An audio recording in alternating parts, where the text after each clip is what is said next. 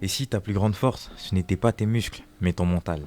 Salut à tout le monde, bienvenue dans ce nouvel épisode de Dynamique Locale. Aujourd'hui, un champion du monde junior d'escrime et un préparateur mental te dévoilent leurs secrets pour gérer la pression, rebondir après un échec et atteindre tes objectifs. Alors, prêt à booster ta réussite? Bienvenue dans Préparation Mentale, Boost ta réussite, le podcast qui t'aide à penser comme un champion. Salut à tous et bienvenue dans ce nouvel épisode du podcast Dynamique Locale. Juste avant qu'on commence, n'hésitez pas à vous abonner à nos réseaux sociaux en lien en dessous. On est présent et actif sur Spotify, YouTube, TikTok et Instagram. Alors suivez-nous. Aujourd'hui, on va parler d'un sujet qui peut vraiment changer la donne, que ce soit dans le sport, les études ou la vie en général, la préparation mentale. Pour en parler, nous avons la chance d'accueillir deux invités inspirants. Donc Alban Abersold, champion du monde junior 2024 d'escrime, et Daniel Cluser, coach sportif et préparateur mental. Ensemble, on va découvrir comment booster son mental, rebondir après un échec et appliquer les stratégies des champions dans la vie de tous les jours. Allez, installez-vous bien, mettez vos écouteurs, c'est parti pour un épisode qui va, nous l'espérons, vous donner envie de croire en vous et de passer à l'action. Alors déjà, pour commencer, est-ce que vous pouvez vous présenter à nos auditeurs ? Bonjour, je m'appelle Daniel Cluser, je suis coach et préparateur mental. J'aide surtout et j'accompagne les sportifs et les sportifs blessés à revenir en compétition et aussi à optimiser leurs performances. Après, je suis sur Nyon, sur Genève aussi, un peu le canton de Vaud, la plupart du canton, beaucoup plus sur le canton de Vaud, mais aussi sur Genève. J'ai aussi des sportifs de la région genevoise. Donc, en gros, c'est vraiment de préparer ces athlètes avec des techniques et des outils en préparation mentale pour vraiment optimiser au mieux leurs performances et pour qu'ils se sentent bien prêts en compétition. Okay.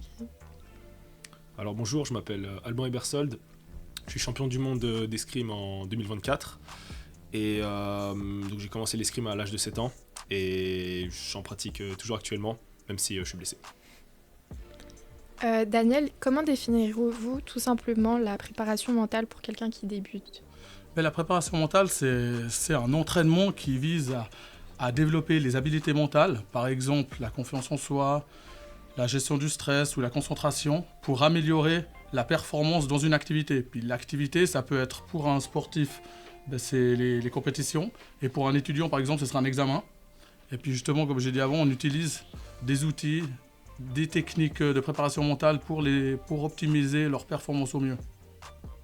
Et Alban, est-ce qu'un préparateur mental vous accompagne et quand avez-vous compris que le mental pouvait faire la différence dans votre discipline ? Alors oui, actuellement j'ai une psychologue du sport qui me suit pour tout ce qui est côté mental et ça change énormément de pouvoir justement parler à quelqu'un de confiance, de pouvoir se livrer, parler de sujets qu'on n'aborde pas forcément à l'entraînement ou même au sein de la famille ou avec les proches. Et je pense que j'ai pas de moment clé où je me suis dit ok là l'aspect mental est très important, mais je pense que ça s'est construit au fur et à mesure de la carrière où les échéances deviennent plus importantes et on se rend compte que on a besoin de ressources aussi qu'on n'a pas travaillé justement à l'entraînement ou comme ça.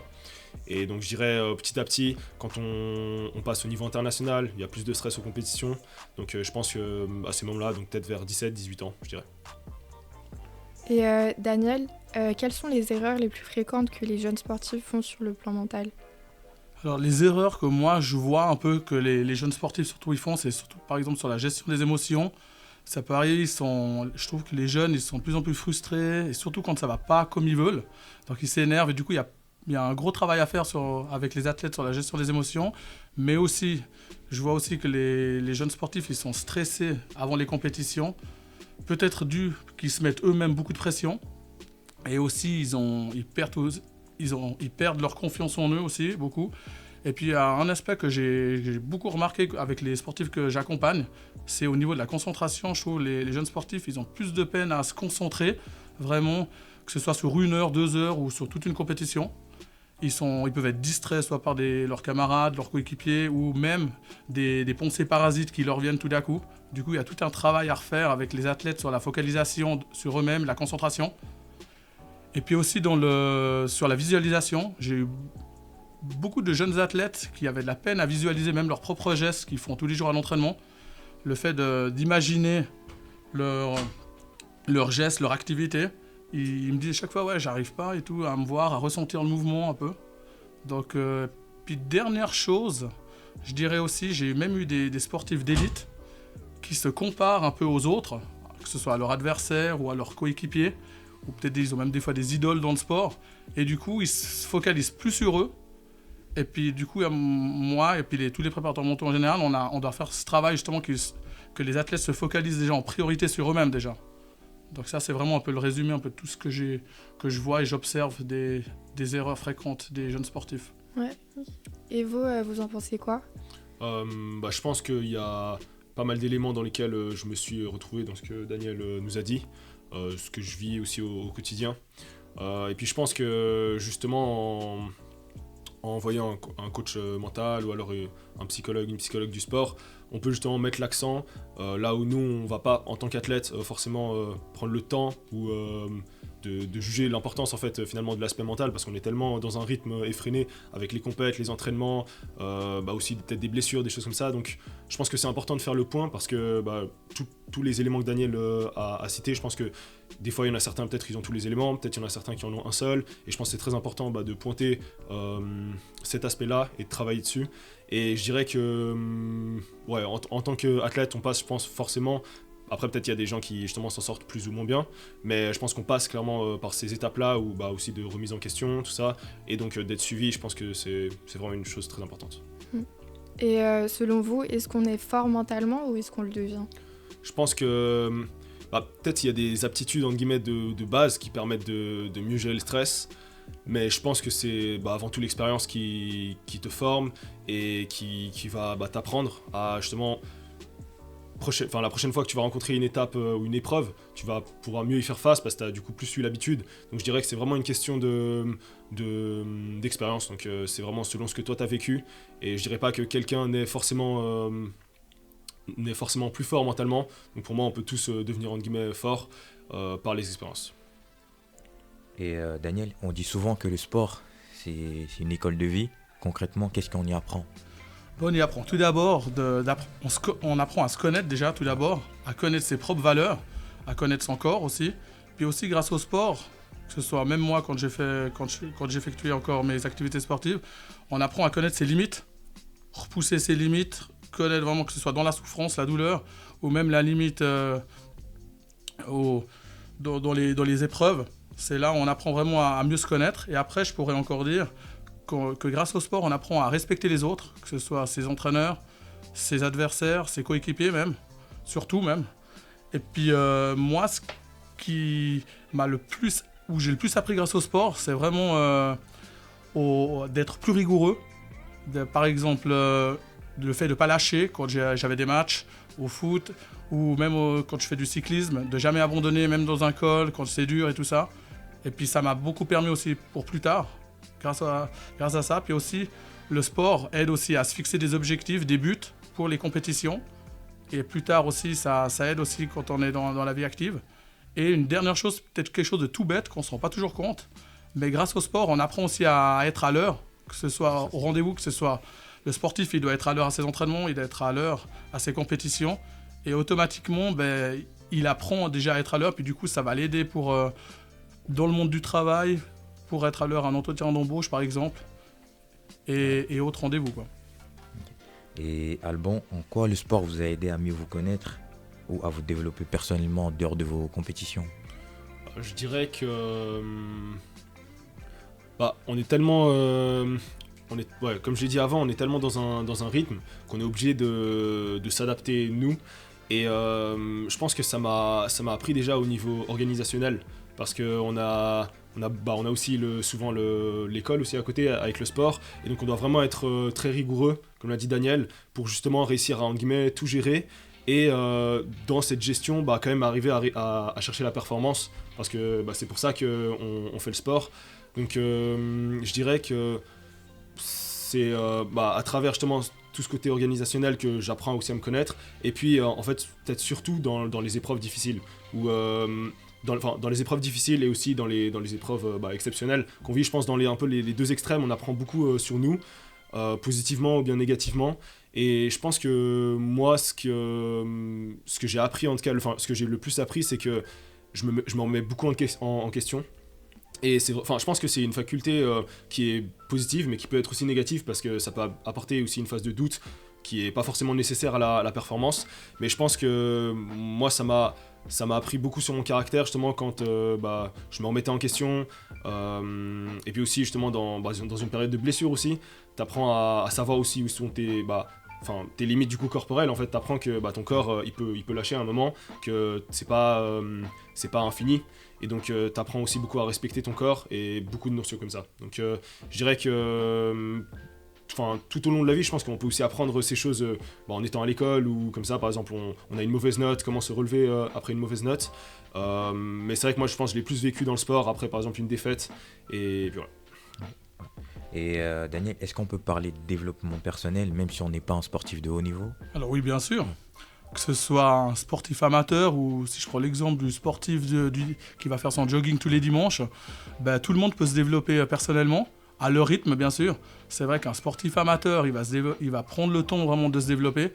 Et en comparaison à un sportif de haut niveau comme Albon, qu'eux, ils vont se développer plus rapidement en général. Après, il peut toujours avoir quelques exceptions.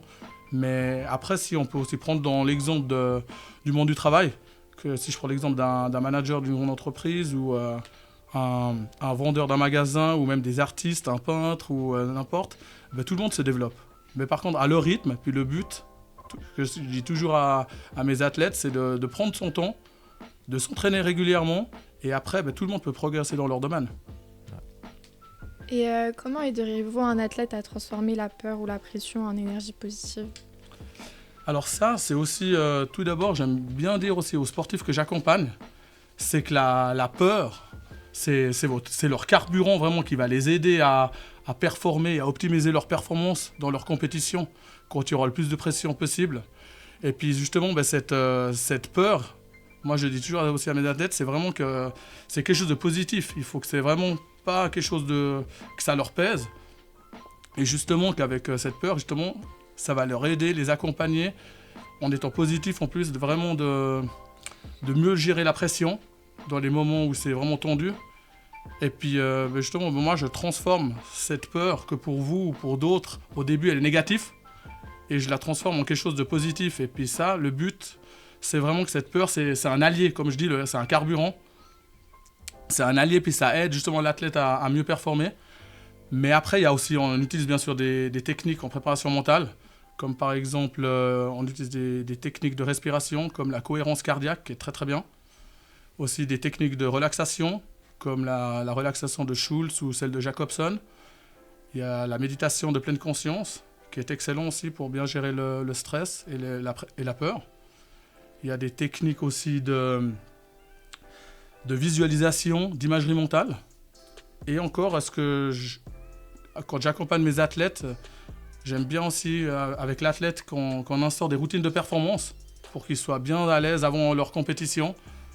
Et puis aussi, on instaure aussi des discours internes positifs pour que l'athlète il se remémore dans sa tête la veille de ses compétitions et puis surtout quelques heures avant sa compétition et même parfois se répéter son discours durant sa compétition. C'est un peu un résumé de toutes les techniques vraiment que j'utilise pour gérer la peur et la pression en compétition. Et vous, Alban, est-ce que vous avez des techniques pour gérer la pression, par exemple avant une compétition? Ma technique, je pense, c'est vraiment d'instaurer une routine. Pour être vraiment à l'aise et confortable en fait avant la compétition. Moi, j'aime bien essayer de faire des choses vraiment positives dans le sens où ça c'est un conseil qu'on m'avait donné par exemple avant une compétition, pas essayer de travailler ou de faire des choses qui prennent assez d'énergie et qui sont assez entre guillemets négatives, par exemple les devoirs, les choses comme ça, les choses qu'on ne peut pas faire. Donc vraiment penser à plus à détendre, passer du bon temps avec l'équipe et vraiment se mettre dans une bonne ambiance comme ça. Je pense que pour moi c'est important. Et puis moi j'aime bien aussi essayer d'être un maximum détendu, donc ça passe par des massages de jambes, des choses comme ça, pour être vraiment au top de ma performance, de mes capacités physiques le lendemain, donc le jour de la compétition. Et je pense vraiment pour moi le plus important c'est d'avoir une routine. Aussi l'échauffement, il est assez j'ai des phases d'échauffement que je vais faire à chaque compétition, que je fais aussi avant chaque entraînement, donc je sais à peu près ce que je fais. Et je pense qu'avoir vraiment ce cadre, ça m'aide beaucoup à me dire, ok, bah là je suis dans une situation que je connais. Et après forcément il y a toujours du stress, il y a toujours la veille, je suis assez excité donc j'ai du mal à m'endormir, tout ça. Mais ça je pense que j'essaye pas de le combattre, j'accepte juste que bah oui c'est quelque chose qui me tient à cœur. Je me suis entraîné toute l'année pour certaines échéances, donc c'est clair qu'il y a un peu de stress, il y a de la surprise, on sait pas ce qui peut se passer. Donc ça j'essaye d'accepter, je me dis bon bah c'est comme ça, je stresse, j'essaye quand même de dormir et souvent j'arrive à dormir. Vous avez déjà essayé des techniques, par exemple, de visualisation, Oui. comme l'a dit Daniel, ou des choses comme ça? Alors moi on avait fait de la méditation, ouais, à peu près, enfin pas tous les éléments mais je pense que la plupart des éléments me rappellent certaines techniques que j'avais utilisées. Donc méditation, j'avais essayé aussi, pleine conscience. Après exercices de respiration, aussi des exercices audio où justement on essaye je crois que c'était pour coordonner les deux hémisphères, donc on entend des sons à gauche à droite, si je me rappelle bien c'était ça. Et du coup j'ai essayé pas mal de techniques je pense, mais je pense qu'il y avait le plus marché sur moi c'était la visualisation, donc aussi par rapport à la victoire, d'essayer de visualiser des moments positifs. Et puis après je pense que moi ça me fait aussi du bien de juste parler comme ça sans forcément utiliser des techniques précises, mais ouais, parler et puis la visualisation. Et Daniel, quelle est la différence entre un bon stress et un stress qui bloque? Ça, c'est une très bonne question, déjà. Déjà, le bon stress, c'est un stress qui va permettre à l'athlète de bien performer. Comme je disais avant avec la peur, c'est quelque chose qui va l'aider, c'est un peu un allié. Puis en revanche, le stress qui bloque, c'est le mauvais stress. C'est celui-là qui perturbe l'athlète dans ses compétitions, qui va le gêner, qui peut même ruiner totalement sa compétition. Si l'athlète il gère mal son stress, il peut complètement perdre les pédales et puis les résultats seront très mauvais après. Et puis du coup, moi j'aime bien toujours dire avec mes athlètes, parce qu'on voit les conséquences que le mauvais stress il a. C'est que par exemple l'athlète il peut sentir les mains moites, il peut commencer à transpirer, trembler, paniquer, il peut même s'agacer, se frustrer, et puis peut-être commettre après des fautes qu'il ne fait pas normalement en période où il n'est pas stressé. Et du coup toutes ces conséquences font que après la réussite de l'athlète sera plus dure. Mais moi ce que je dis toujours aux sportifs que j'accompagne, c'est que c'est important qu'ils atteignent le flow. Puis là je m'explique. Le flow c'est la zone optimale de stress. Et c'est un équilibre entre le pas assez de stress et le trop de stress. Et c'est vraiment important pour que les sportifs ils atteignent ce flow, cette zone optimale, pour qu'ils ont un bon petit stress. Des fois avant les compétitions, ça c'est très bien. Puis justement là, je rebondis dessus, parce que j'ai une petite anecdote encore à vous raconter là-dessus. Sur le bon stress, justement j'avais une joueuse de tennis professionnelle qui joue encore et puis qui est dans le top 100 mondial en WTA, donc du haut niveau. Puis un jour, elle me dit après son match, c'est bizarre aujourd'hui, j'ai pas eu de stress, j'étais super relax, même l'heure avant de jouer ou même en entrant sur le court, c'est bizarre. Et puis du coup, elle était perturbée tout le long. Et elle me dit, ça m'a gêné pendant le match. Du coup, elle a même perdu son match. Puis après le match, elle me redit, elle dit c'est bizarre, j'ai pas eu cette boule au ventre que j'ai d'habitude. Et puis comme je dis toujours, c'est à mes sportifs, je trouve que c'est toujours bien, même d'avoir cette petite boule au ventre, que ce soit la veille, comme Albon il disait, ou quelques heures, ou les minutes qui précèdent la compétition. Un bon petit stress, tant qu'il est bien géré, c'est très bien. Donc un peu le résumé du bon et du mauvais stress. Okay. Et Alban, avez-vous des fois expérimenté un stress qui bloque? Et que dites-vous à vous-même dans les moments de doute? Alors d'abord pour le moment de stress qui bloque, j'avais ressenti l'année où je fais champion du monde. Du coup en fait nous la saison elle fait septembre 2023 à peut-être avril 2024, la saison internationale en junior. Et pendant cette saison là, sur les débuts de compétition, souvent j'avais vraiment ce stress limitant où en fait j'entrais donc sur la piste d'escrime. Le premier match, donc, on commence par des phases de poule, donc des phases de groupe, et qui nous permettent de nous classer justement au match éliminatoire. Et donc en soi c'est assez important quand même pour avoir un bon classement et puis avoir entre guillemets plus de probabilité de continuer la compète. Et vraiment je rentrais sur la piste et je sentais que c'était vraiment un stress qui me bloquait, dans le sens où j'arrivais pas à être moi-même, j'arrivais pas à faire ce que je voulais, et là il y avait aussi du doute qui s'immisçait en moi. Et donc ce stress là il était assez dur à combattre. Et justement, à cette période-là, j'effectuais mon service sportif à Macolin. Et du coup, j'ai pu voir un psychologue du sport sur place. Et c'est là, justement, on a commencé à faire pas mal de visualisations. Et je me rappelle, je crois que j'écrivais aussi pas mal dans mes notes. Et en fait, vraiment faire ça, un peu me voir aussi gagner, je pense que ça m'a beaucoup aidé. Et en fait, d'un coup, c'est un peu parti. Ça s'est débloqué un peu tout seul. J'aurais pas vraiment d'événements marquants ou d'outils que j'ai utilisés. Mais je pense en mettant au point quelques stratégies parallèles, ça m'a aidé à force à débloquer. Et j'avais toujours le stress avant de, justement, comme la tennisman, avant de rentrer sur le court. Au début, peut-être, le match il dure 3 minutes. Peut-être sur les 30 premières secondes, je suis là, ok, je suis en compétition, c'est maintenant, c'est maintenant. Et après, j'arrive juste à redescendre et en fait, un peu à me calmer intérieurement. Et puis, par rapport aux phases de doute, je dirais que, bon là, vu que je suis en période de blessure, c'est vrai qu'il y a aussi une phase de doute qui s'est mise en moi. Est-ce que finalement, la blessure, est-ce qu'elle ne durera pas plus longtemps ou des questions comme ça.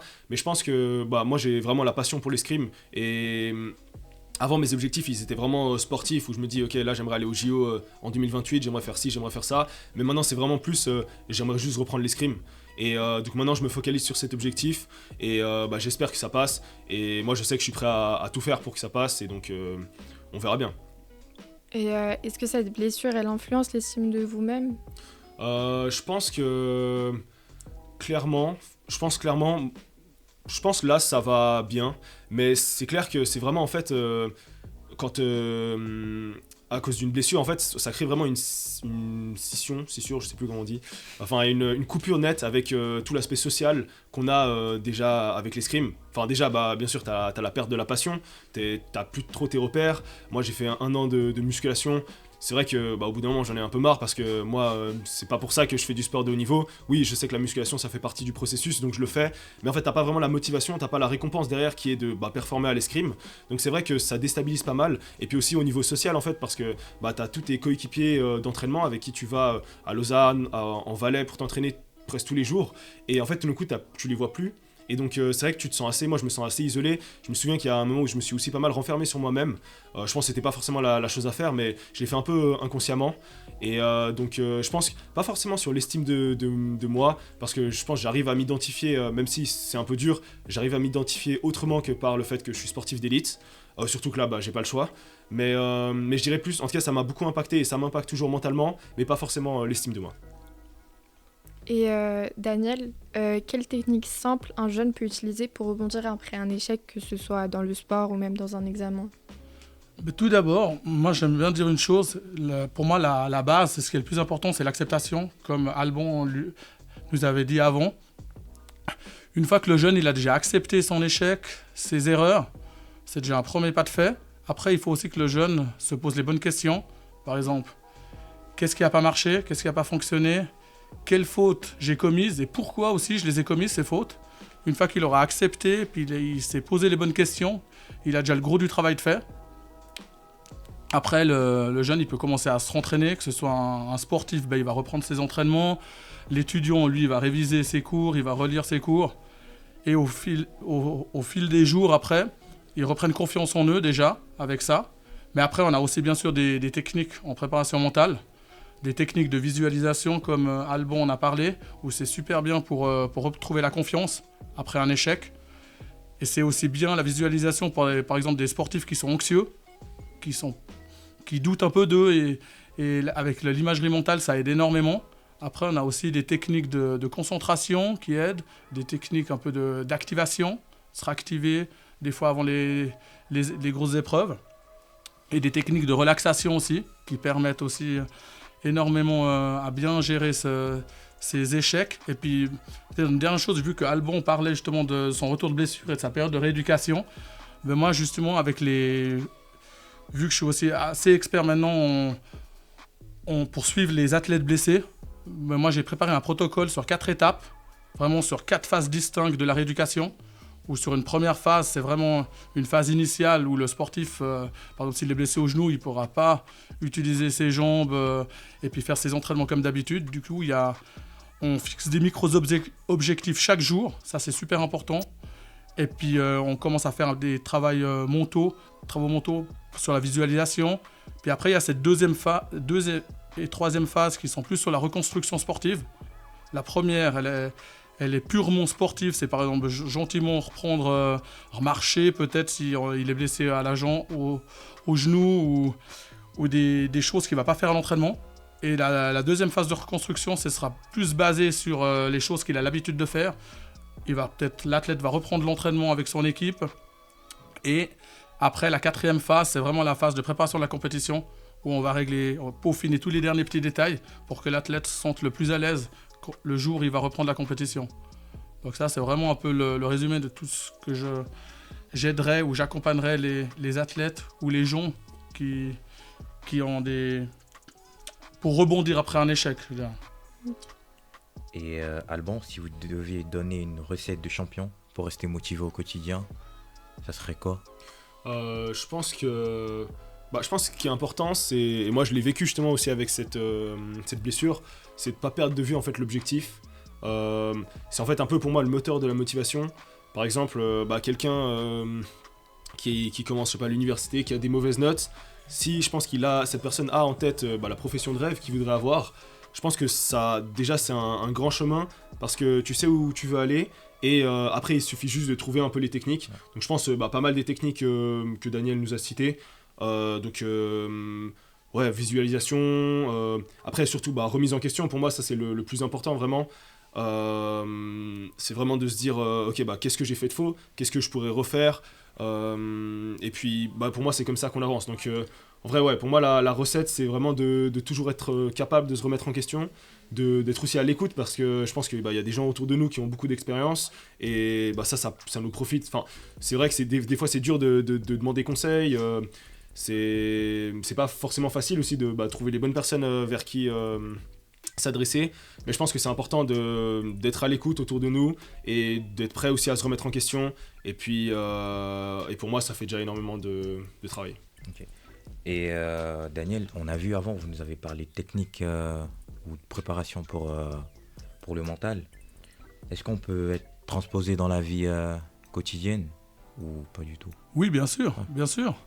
Par exemple, si je reprends certaines techniques, la visualisation, tout le monde peut s'imaginer faire son activité. Et puis après, il y a aussi la PNL, c'est la gestion des émotions, la gestion du stress. Ça aussi, c'est des techniques qu'on peut apprendre aussi, que que ce soit une personne sportive ou pas sportive, on peut le faire. Après, il y a aussi de la méditation de pleine conscience, et plus particulièrement le body scan, qui est assez simple à faire. Si je vous explique, c'est de faire une méditation sur tout son corps, en partant de ses pieds, de se concentrer vraiment sur toutes les parties du corps, en remontant le corps jusqu'à la tête. Et ça, c'est en 4-5 minutes. Toute personne peut le faire. Puis ça aide aussi beaucoup avec cette méditation. Après, on a aussi des techniques de relaxation qui peuvent aussi, chaque personne peut le faire, s'allonger et puis penser à un endroit qu'ils aiment bien pendant 5-10 minutes et puis se sentir bien, relax. Puis après, il y a même l'hypnose, que c'est de plus en plus utilisé même en dehors du sport, que des gens aussi peuvent faire aussi l'hypnose, qui est excellent aussi. C'est une très bonne technique pour, dans la vie quotidienne aussi, que ça aide énormément. Puis après, si ce serait pour les mettre en pratique, pour répondre à ta question, ce serait vraiment... on a bien sûr des protocoles, mais dans un premier temps, moi j'aime bien que ce soit par exemple un préparateur mental ou, comme Alban disait, un psychologue du sport ou un praticien PNL qui forme la personne, c'est toujours mieux, et que la personne après, elle peut s'entraîner par elle-même avec les protocoles, et que le but, qu'elle devienne le plus autonome possible par la suite. Je sais pas si je peux rebondir. Ouais. Mais ouais, je pense que vraiment ça s'utilise un peu dans tous les aspects de la vie. Par exemple, une personne peut-être qui a du mal à dormir, justement là, ce que tu as dit avec le body scan ou justement de la méditation, ça peut vraiment, je pense, profiter à tout le monde. Avant les examens, je pense que beaucoup de gens ressentent du stress. Il y en a certains qui ressentent moins de stress, mais je pense que c'est vraiment... Ça peut être utilisé partout, pas forcément sur les sportifs d'élite. Je pense qu'on a peut-être... Je sais pas si tout le monde a ça en tête, mais j'ai l'impression que c'est assez... en guillemets élitiste, dans le sens où on se dit ça c'est plus réservé aux personnes qui ont en guillemets vraiment un but, mais je pense que vraiment ça pourrait profiter à tout le monde, parce que un examen, tout le monde a son but, même de dormir, tout le monde veut dormir, et donc je pense que ça peut être intéressant pour tout le monde. Et le stress justement avant les épreuves, les gros examens finaux d'apprentissage ou au collège, c'est vrai que la gestion du stress et puis le fait de de la visualisation, de visualiser, comme Alban disait, de la réussite, de se voir avec la meilleure note, ou le sportif se voir à l'arrivée ou avec la coupe. Et puis la méditation, puis la relaxation, le fait d'être relax le jour avant et même les heures qui précèdent les épreuves. Et est-ce que vous avez déjà appliqué ces stratégies dans d'autres domaines que l'escrime ? Justement, c'est vrai que, en vrai, l'exemple de dormir, tout simplement, je pense le fait de se reconnecter à soi et de ne pas être un peu dans toutes ses pensées. Par exemple, en période de blessure, c'est vrai que j'ai tendance un peu à trop réfléchir et à me dire ok, peut-être là j'ai eu mal aujourd'hui, peut-être que je pourrais jamais reprendre ou des choses comme ça. À la place de ça, essayer, bon, c'est pas facile franchement, mais essayer de se reconnecter et de penser plus à son corps avant de dormir plutôt que de partir trop dans ses pensées. Et puis avant les examens, c'est vrai que moi je stresse quand même avant les examens, mais pas énormément. Donc je dirais que pas trop dans ces moments-là. Mais ouais, je pense pour moi l'exemple le plus parlant, c'est vraiment avant de dormir, là où j'ai un peu du mal. Et selon vous, quelles compétences mentales développées dans le monde du sport sont utiles dans le monde du travail ? Ben là, les compétences mentales qu'on développe dans le sport, on peut retrouver la résilience, qui est vraiment moi, par exemple, si je prends mon exemple du cyclisme sur route que je pratique encore aujourd'hui et que j'ai beaucoup fait, j'étais dans une équipe aussi il y a 20 ans en arrière. La résilience, c'est le fait de, quand dans une montée difficile à 15-20%, on n'a pas envie de faire demi-tour, on s'accroche, même si on n'est pas super bien le jour J, on s'accroche, on n'abandonne pas. Et puis ça aussi, ça m'a beaucoup aidé quand j'ai travaillé après dans l'entreprise. C'est que les premiers jours, quand on arrive, c'est pas toujours facile. On connaît pas tout, on fait quelques erreurs. Puis du coup, le but, c'est avec cette résilience, de ne pas arrêter tout de suite et pas de changer d'emploi et puis de continuer à persévérer.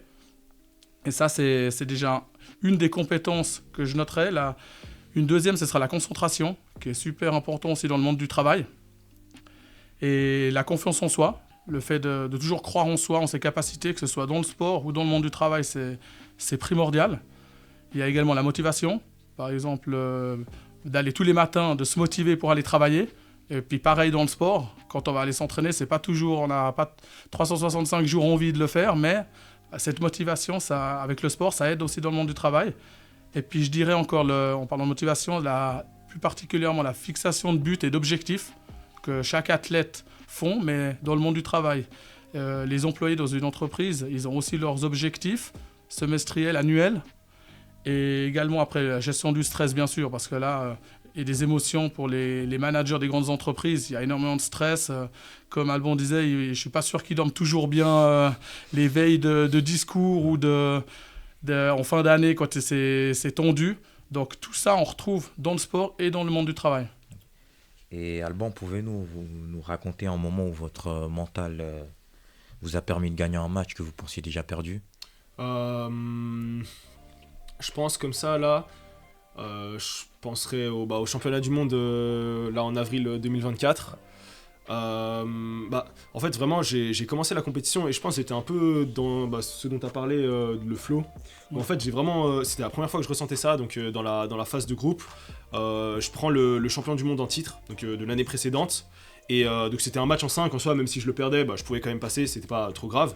Mais donc vraiment, je me rappelle que quand j'étais en face de lui, j'ai pas ressenti en fait de stress, mais je me sentais vraiment, j'ai toujours en fait cette sensation d'être comme un poisson dans l'eau, où vraiment j'étais dans mon élément, je savais ce que je faisais, je savais pourquoi je le faisais, et en fait j'avais vraiment l'impression d'avoir le match en main. Donc je gagne ce match contre lui.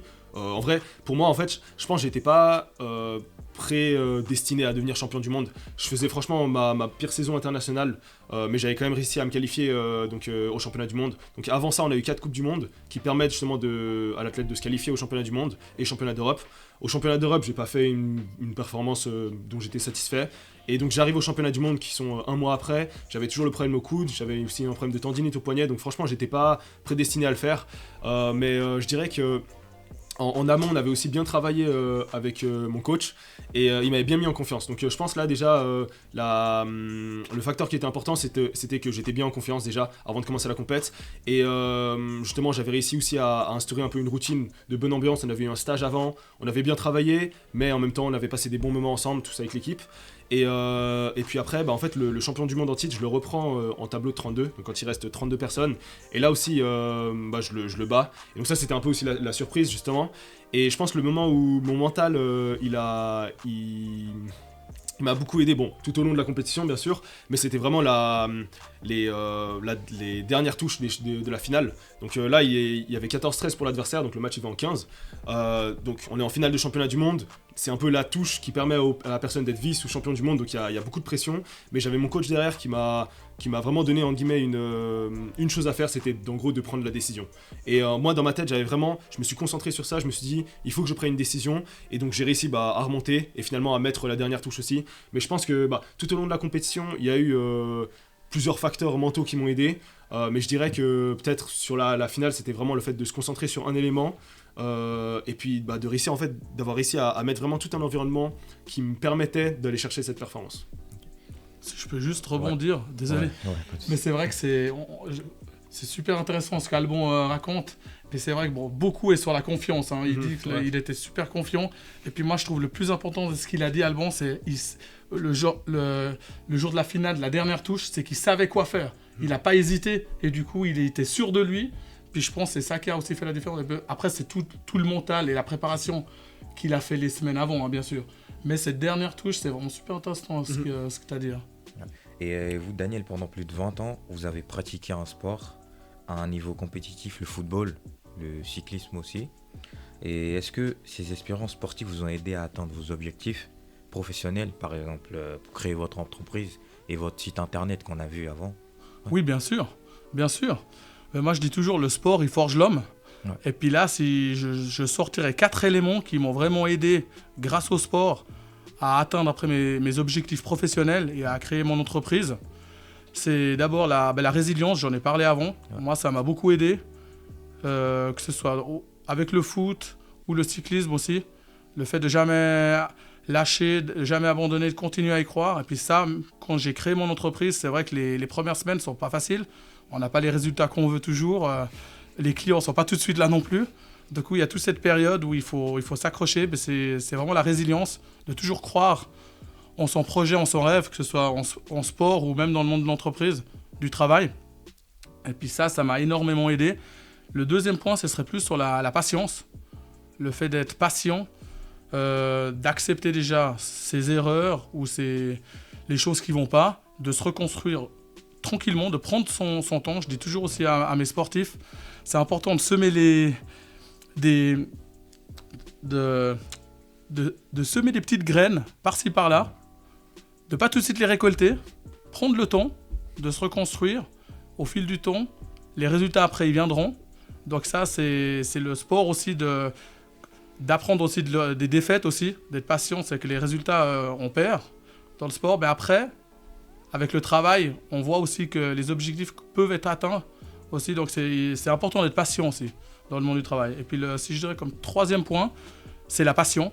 Que ce soit tous les sports que j'ai pratiqués, le foot, le cyclisme, le ski alpin ou le tennis aussi dans mon enfance, j'ai toujours été passionné par le sport. Et puis même les parcours des athlètes comme Albon ou d'autres sportifs que j'accompagne, j'adore. Moi, ça m'inspire énormément. Puis je suis énormément le sport pratiquement tous les jours de la semaine. Donc et puis cette passion, du coup, j'ai réussi à la transporter, à la transmettre sur le monde du travail. Et puis surtout quand j'ai créé mon entreprise, maintenant j'arrive tous les matins, je retrouve cette même passion du sport quand j'accompagne les sportifs, quand je fais des coachings aussi. Donc ça c'est super important. Puis dernier point, ce serait plus sur le social et le travail en équipe, un peu comme en anglais le team building. Et ça aussi grâce au sport d'équipe que j'ai pratiqué comme le football, le cyclisme sur route, où j'étais quand même dans une sélection, une des toutes meilleures équipes de Suisse romande pendant 3 ans. Et puis là, moi, j'avais le rôle de l'équipier. Puis je devais justement aider mes leaders à obtenir, afin qu'eux, ils obtiennent leurs points pour monter en catégorie élite. Et puis que ce soit tous ces sports d'équipe, moi, ça m'a permis aussi, quand j'étais en entreprise, avant que j'ai ouvert ma société, déjà d'avoir une bonne gestion de groupe, de bien collaborer avec ses collègues. Et puis ça, c'est grâce au sport, dans ces équipes où j'étais. Puis après, il y a encore un tout dernier point. Moi, ce qui m'a appris, c'est de développer mon leadership. C'est quand j'étais capitaine de mon équipe de foot. pendant les 2 dernières années. Et puis là, du coup, ça m'a énormément aidé pour le monde du travail et puis surtout maintenant dans mon entreprise. Je rajoute juste, par rapport, je pense, les éléments que tu as cités, la résilience et la patience, je pense que vraiment ça m'a aussi beaucoup parlé. Bon, tous les éléments aussi, effectivement, avec team building, justement, apprendre à travailler en équipe et que finalement on n'est pas seul dans le projet. Mais en tout cas, résilience, c'est clair que dans une carrière de sportif, je pense qu'on a énormément de défaites pour peu de victoires. Après, il y en a certains qui s'en sortent beaucoup mieux et qui font beaucoup plus de victoires que de défaites, mais je dirais que la majorité, c'est vraiment beaucoup de défaites pour apprendre et justement avoir une victoire là où ça compte. Et donc, finalement, à toutes ces étapes, il y a de la déception, il y a de la tristesse, il y a toutes ces choses un peu négatives, mais vraiment, pour moi, la résilience, c'est de transformer tout ça, d'en faire finalement une force et de se dire, ok, là, j'ai perdu, j'ai pas performé, mais ça va m'aider pour la suite. Et je pense, justement, comme tu as dit, de toujours croire en ses capacités. Je pense que c'est un peu là le noyau. C'est vrai que si on est toujours là à se remettre en question, à se dire, mais est-ce que je suis capable, est-ce que je vais pas finalement échouer, je pense que là justement c'est là où on rentre un peu dans un cercle vicieux, mais de finalement y croire, même si ça peut paraître un peu crédule ou être un peu naïf, dans le sens où c'est clair qu'on a des rêves démesurés, mais je pense qu'on peut tous être un peu ambitieux et se permettre de rêver haut. Et puis après aussi la patience, je pense que dans une carrière, qu'on soit blessé ou pas, on apprend beaucoup, mais je dirais que moi en tant que blessé, c'est vrai qu'on apprend beaucoup avec la patience. Moi j'aimerais revenir le plus tôt possible, ça fait déjà 1 an du coup que j'ai pas pu en faire, et c'est clair que je me dis tiens, ça fait quand même longtemps et ça dure, mais je pense que c'est là aussi où on apprend à développer sa patience, et c'est une faculté qui aide beaucoup. C'est clair que ça fait des hauts et des bas, je pense qu'il n'y a pas vraiment une constance, mais je pense que on apprend beaucoup. Si je peux juste rebondir encore sur ce qu'Alban dit, parce que c'est super intéressant ce que tu dis, surtout sur la résilience et la patience, et puis tu parles justement maintenant que tu es blessé. Puis moi, vous avez certainement peut-être vu sur mon site, j'ai interviewé le capitaine du Genève Servette. Puis alors lui, s'il y en a un qui a galéré vraiment pendant les blessures, c'est bien lui, parce que 18 mois, il était blessé, et puis il me disait même, il y a des risques, beaucoup, pas beaucoup, mais il y a des risques qu'il ne reprend jamais le sport. Puis là, il a repris en septembre les matchs. Là, ça fait 3 mois maintenant qu'il joue au hockey au top niveau. Mais pendant 18 mois, même lui, qui est un sportif de très haut niveau, il doutait fortement aussi. Et puis là, si j'aurais un conseil aussi à Alban, c'est vraiment cette patience que vraiment, déjà, en étant blessé, tu apprends mieux à te connaître. Comme le capitaine Jensen me le disait aussi. Tu apprends à mieux te connaître encore et tu as le temps, tu as plus de temps que quand tu enchaînes les compètes. De prendre le temps de te reconstruire. Et ça, c'est super important. Et puis la patience, c'est peut-être quand tu vas reprendre, et tu l'as dit aussi avant, par exemple au championnat d'Europe où tu étais moins performant, puis qu'après au championnat du monde tu as performé, c'est de prendre cette patience, même si tu as quelques échecs au début, de toujours croire en toi, vraiment, et puis de travailler, et puis de surtout être patient, et puis de ne pas avoir tout de suite le résultat qui va venir, quoi. Ouais.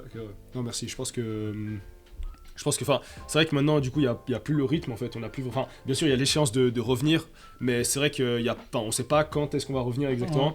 Donc, c'est vrai qu'il y a le temps de travailler tout ce qui est les autres groupes musculaires et de mettre l'accent sur certains points où j'ai par exemple des manques de mobilité ou même sur la récupération. Et de prendre aussi un peu de temps pour soi, parce que je pense que dans une carrière, tu n'as pas vraiment le temps de prendre du temps pour toi et aussi d'apprendre à te connaître et de voir un peu autre chose. Donc, je pense que c'est peut-être important d'utiliser ce temps pour faire un petit peu autre chose, bien sûr sans oublier le but initial, mais oui, c'est clair. Mais merci beaucoup en tout cas. Ouais. Mais ouais, c'est exactement ça. Puis en plus, justement, le capitaine du Genève me disait, tu parlais de prendre le temps, lui il me disait, moi je prends le temps même de prendre le petit déjeuner avec ma fille tous les matins. C'est des choses toutes bêtes, mais quand il a les entraînements, peut-être il doit être à 8h à la patinoire, il n'a pas toujours le temps de prendre 2-3 heures pour prendre son petit déj, et puis d'être avec la famille, les amis aussi. Je pense que tu as aussi la vie sociale, donc ça c'est super important, même quand on est blessé, quoi. Et Alban, si vous deviez donner 3 conseils simples à un jeune pour renforcer son mental, ce seraient lesquels ? Je pense en vrai commencer par croire en soi. Je pense que c'est une des premières choses auxquelles la personne doit penser, c'est que oui, bien sûr on a tout le soutien autour, on a les amis, on a la famille, mais ils peuvent pas tout faire non plus pour nous, donc je pense que ça commence vraiment par un investissement personnel et de se dire ok, il y a peut-être pas toutes les étoiles qui s'alignent pour que, enfin toutes les planètes qui s'alignent pour que je le fasse, mais c'est quand même possible. Et donc de toujours croire en soi, même si ça peut paraître impossible, de se dire que bah oui c'est possible justement. Comme je dis avec mon titre de champion du monde, je faisais vraiment une mauvaise saison internationale, j'étais pas du tout attendu. Je crois que bah ouais, en plus la statistique, je crois que j'étais 205e mondial en commençant les championnats du monde et j'ai terminé la saison 5e mondial. Donc voilà, c'est vraiment de se dire tout est possible. Et en plus à cette compétition je m'étais aussi en phase de poule justement, je crois qu'on je sais plus contre qui c'était, mais en phase de poule le matin je me suis déchiré partiellement le ligament de la cheville et du coup toute la journée j'étais là en boitant, mais j'ai quand même réussi. Donc vraiment de se dire que ouais, des fois il y a pas tout qui s'aligne, mais de toujours essayer d'y croire, je pense que ça c'est un très bon point. Et puis après, comme j'ai dit avant, c'est vraiment d'être capable de se remettre en question, d'être capable de se dire que oui on fait des erreurs. Et puis dernier point aussi, d'être positif. Je pense que vraiment d'essayer de prendre un peu toutes les défaites aussi qu'on va essuyer. C'est clair qu'il y en aura dans tous les parcours, que ce soit à l'école, des fois il y a des matières qu'on aime moins, il y a des matières qu'on aime plus, et de vraiment prendre tout le côté positif et de se dire ok, oui là j'ai pas réussi, mais j'ai quand même ça, et maintenant je sais ce que je dois faire pour améliorer ça. Peut-être qu'on va jamais réussir à améliorer, mais au moins je me dis qu'on aura essayé, et puis je pense que c'est les 3 points que je donnerais comme conseil. Merci. Et Daniel, il existe plusieurs applications de préparation mentale. Est-ce que vous utilisez parfois ou Alors pour être honnête avec vous, j'en utilise pas beaucoup d'applications en préparation mentale. Moi je me fie et je me base plus sur les citations scientifiques ou les œuvres scientifiques ou sur tous les documents que j'ai reçus lors de mes formations en préparation mentale, que ce soit à l'université de Lausanne, quand j'ai fait le CAS en préparation mentale.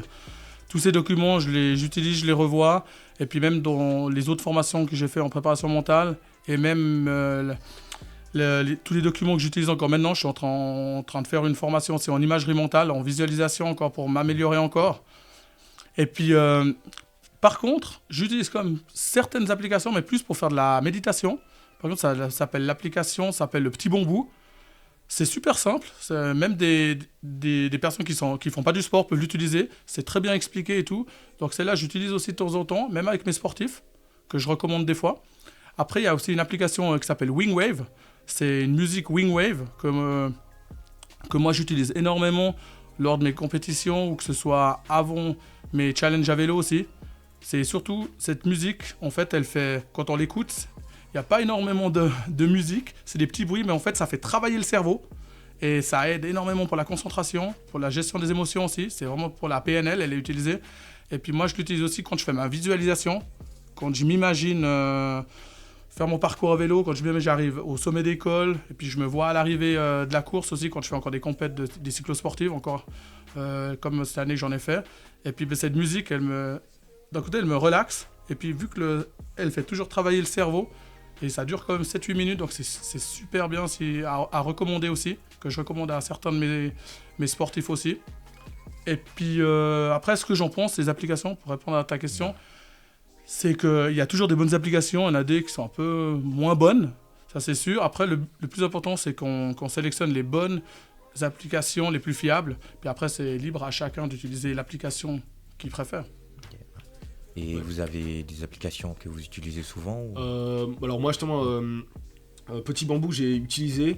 Il y avait certains services qui étaient payants, du coup j'ai pas pu tout débloquer. Du coup je dirais, en vrai je crois qu'il y a quand même certains, je pense que toi tu connais mieux l'application, moi je l'ai pas beaucoup utilisé, mais il y a quand même certains mais il y a du gratuit. Oui exactement, il y a quand même, ouais. Puis c'est assez simple au début, oui, je suis d'accord, ouais. Même pour une personne qui a jamais fait de méditation. C'est bien expliqué, ouais, on peut vite se mettre dedans. Après, si tu veux faire plus de méditation, c'est clair, après c'est payant. Ça, c'est un petit peu l'inconvénient. Ouais.